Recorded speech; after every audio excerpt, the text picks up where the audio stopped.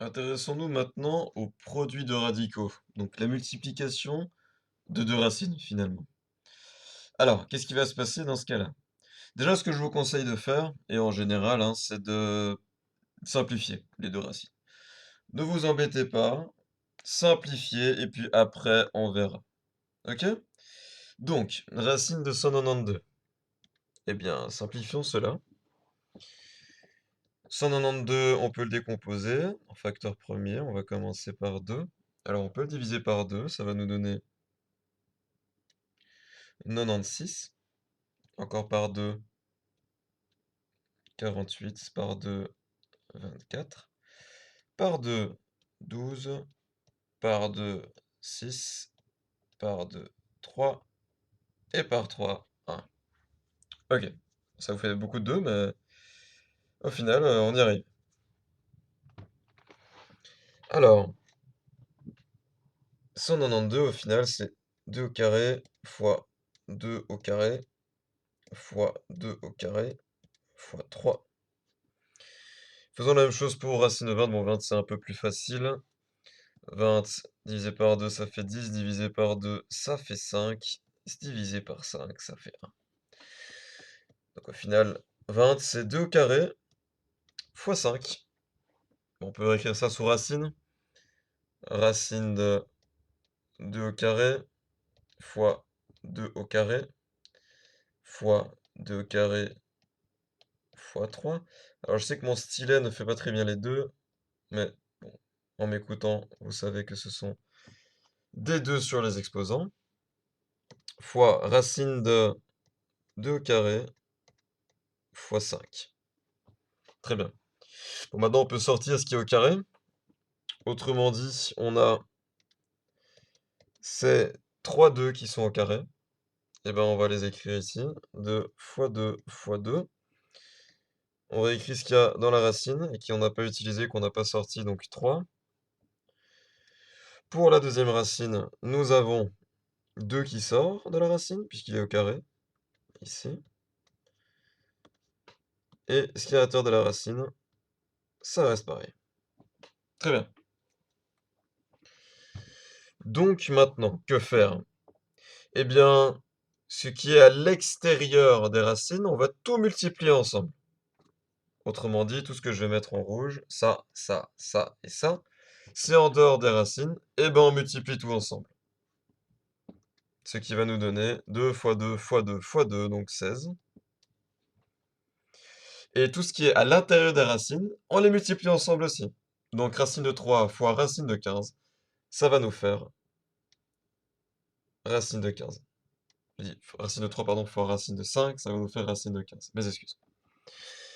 Et voilà. Donc ça, c'est pour notre premier exemple. Alors, il faut toujours aller un petit peu vérifier. Est-ce que racine de 15, on peut encore le simplifier? Bon, ici, non. Mais on va voir pour le prochain, justement, qu'est-ce qui se passe quand on peut encore simplifier par la suite. Pour le deuxième, j'ai pris un cas, bien sûr, plus compliqué. Déjà, on a des coefficients devant les racines. Et puis, voilà, on va voir ce qui va se passer par la suite, mais il y aura quelques étapes supplémentaires pour celui-ci. Commençons déjà par la première chose à faire, c'est-à-dire on simplifie les racines, on s'embête pas, comme ça c'est fait, on peut sortir ce qu'on peut. 72, est-ce que c'est divisible par 2? Oui, ça nous donne 36, par 2, 18, par 2, 9, par 3, 3, par 3, 1. Ok, donc 72 au final c'est 2 au carré fois 2, fois 3 au carré.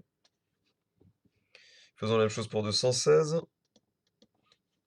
divisé par 2 ça fait 108, divisé par 2 ça fait 54, divisé par 2 ça fait 27, divisé par 3, ça fait 9, divisé par 3, ça fait 3, divisé par 3, ça fait 1. Ok. Au final, 216, c'est 2 au carré, fois 2, fois 3 au carré, fois 3. Réécrivons ça sous racine. Nous avons 10 racine de 2 au carré fois 2 fois 3 au carré, fois 11, racine de 2 au carré fois 2 fois 3 au carré fois 3. OK. Ce qu'on a fait, c'est juste réécrire 72 sous forme de facteur premier, de produit de facteur premier. Même chose pour 216. Très bien. Maintenant, encore une fois, tout ce qu'on va faire, c'est identifier les carrés dans les racines et on peut les sortir. On peut réécrire donc de cette manière. Donc 10, c'est le coefficient qu'on a réécrit, hein. Ça, faut vraiment pas oublier de les réécrire. J'en vois plein qui oublient de le faire. 10 fois, eh bien, le 2 qui est sorti, le 3 qui est sorti, et on garde en racine ce qui est censé être en racine. Ensuite, le 11 aussi, il reste. Ce qui sort, c'est 2 au carré, donc on finit par avoir 2, puisqu'il perd son carré quand il sort de la racine carrée, fois 3, même chose. Ce qui reste, c'est 2 fois 3. OK. La prochaine étape, comme pour le premier, on va multiplier tout ce qui est en dehors de la racine entre eux, et tout ce qui est dans les racines entre eux. Alors, 10 fois 2 fois 3, ça va nous faire 60. 60 fois 11, ça va nous faire 660. Fois 2, ça va nous faire 1320. Et fois 3, donc 1320 fois 3, ça va nous faire 3960. Donc 3960. Racine de, eh bien, 2 fois 2, 4, fois 3, 12. OK. 3960, racine de 12. Mais c'est pas fini. Alors, qu'est-ce qu'on peut faire de plus selon vous? Je vais vous laisser un petit peu réfléchir, mettez peut-être sur pause pour un petit peu réfléchir. Mettez sur play une fois que vous avez la réponse. Eh bien, tout simplement, racine de 12, on peut encore le simplifier. Et nous, en général, donc en mathématiques, on veut vraiment avoir une expression finale qui est simplifiée au maximum.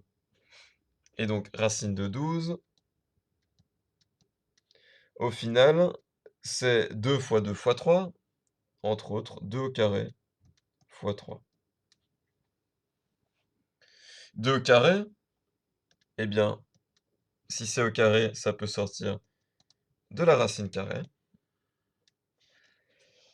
Et nous avons 3960 fois 2, racine de 3.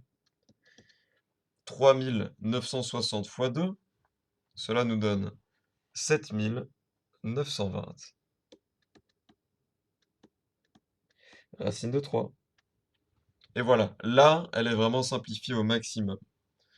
Donc, quand vous avez simplifié les racines, et puis ensuite que vous avez sorti les carrés, que vous avez vraiment multiplié tout entre eux, donc tout ce qui est à l'extérieur des racines, vous les multipliez entre eux, tout ce qui est à l'intérieur des racines, vous les multipliez entre eux, eh bien vérifiez tout de même si ceci, si la racine qui résulte est encore simplifiable ou pas. Et si elle est encore simplifiable, eh bien vous la simplifiez. Si elle ne l'est pas, vous vous arrêtez là. Et donc voilà. Merci beaucoup d'avoir écouté.